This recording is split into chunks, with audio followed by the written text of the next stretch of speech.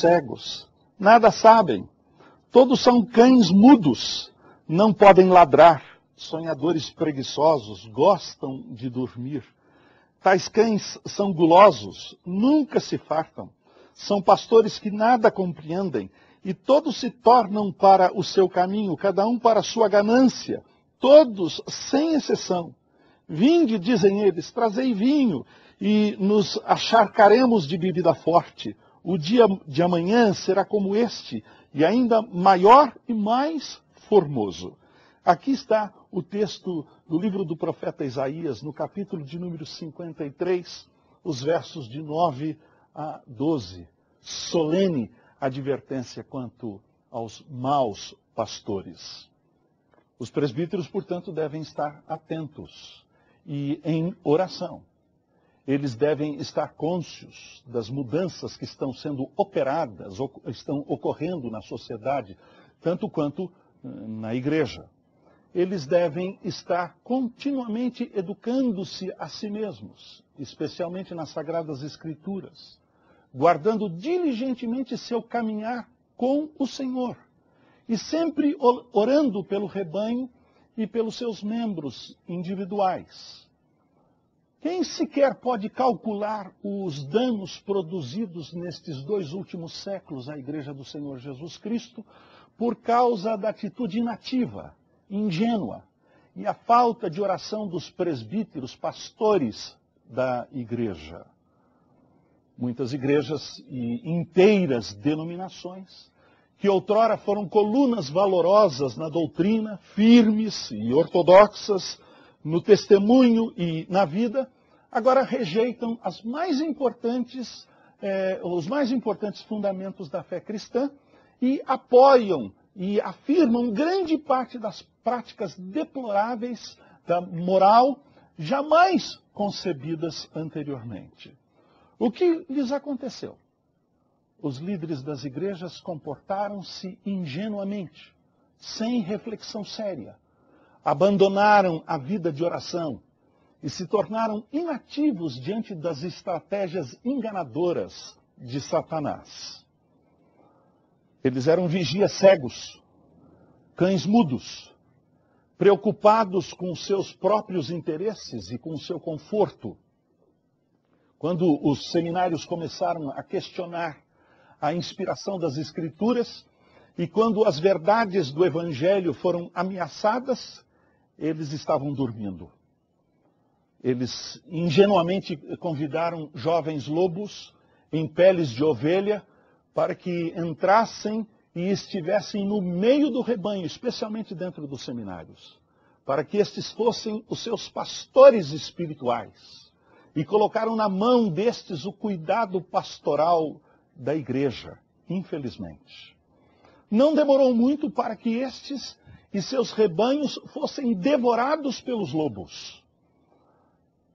Os pastores devem ter coragem para lutar contra os predadores.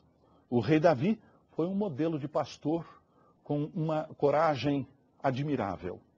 O primeiro livro de Samuel registra as experiências de Davi como um pastor, protegendo o seu rebanho de um leão e de um urso.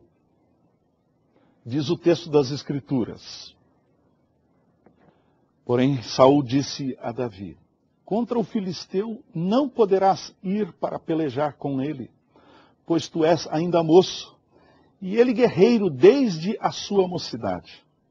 Respondeu Davi a Saul: teu servo apacentava as ovelhas de seu pai, quando veio um leão ou um urso e tomou um cordeiro do rebanho.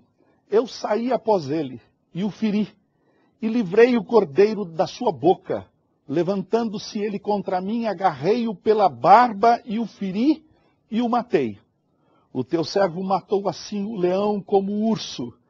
Este incircunciso filisteu será como um deles, porquanto afrontou os exércitos do Deus vivo. Disse mais Davi: o Senhor me livrou das garras do leão e do urso. Ele me livrará da mão deste filisteu. Então disse Saul a Davi: vai-te e o Senhor seja contigo. Coragem, tal como Davi possuía, é uma qualidade essencial de liderança. Um líder internacionalmente conhecido, uma certa vez foi perguntado: qual é a mais importante qualidade que um líder deve ter? E a sua resposta foi em uma só palavra: coragem. Isto é verdade não somente para líderes políticos, mas é também verdade para os presbíteros da Igreja de Deus.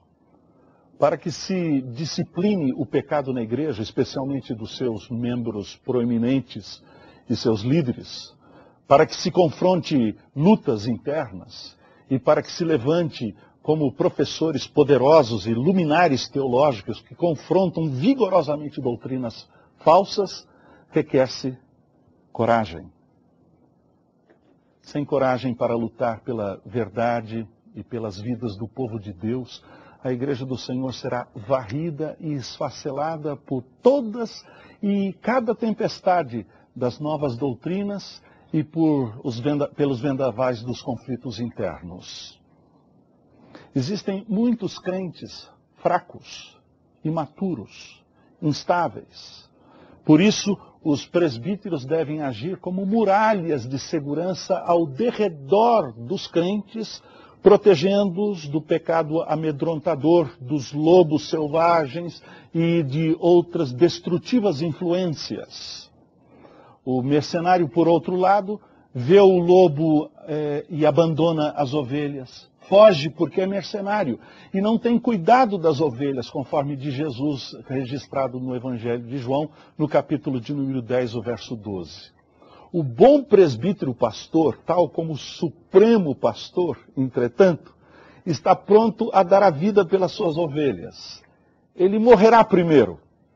Antes que as suas ovelhas sejam atacadas, ele dará a sua vida. Ele protegerá a vida delas com a sua própria vida.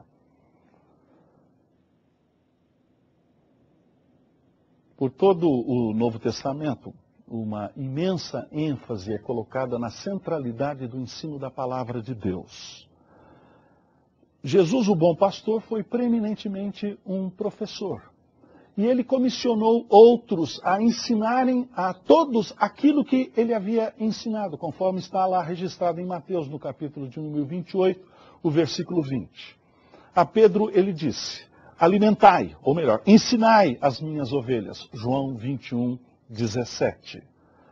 Os apóstolos eram professores, mestres, e desde cedo devotaram-se ardorosamente ao ensino, conforme está registrado no livro dos Atos dos Apóstolos, no capítulo 2, o verso de número 24.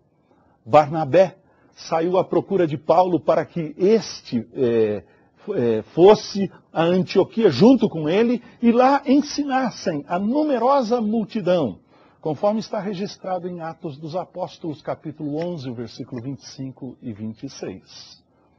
Paulo exortou a Timóteo que desse atenção à leitura pública das Escrituras, à exortação, ao ensino. 1 Timóteo capítulo 4, versículo de número 13. Na ordem dos dons, conforme o registro de 1 Coríntios capítulo 12, versículo 28, o dom do ensino é listado em terceiro lugar, logo após os apóstolos e os profetas. Portanto, o ensino é um dos grandes dons que a congregação deve buscar e desejar, conforme nos orienta Paulo, escrevendo sua primeira carta aos Coríntios, no capítulo 12, o versículo de número 31. James Orr, o teólogo e apologista escocês, que viveu entre 1844 e 1913, observou a preeminência do ensino na igreja cristã apostólica. Ele escreveu o seguinte: se há uma religião no mundo que exalta o ofício do ensino, sem sombra de dúvida, esta religião é a religião de Jesus Cristo. Diferente daqueles presbíteros dos conselhos modernos,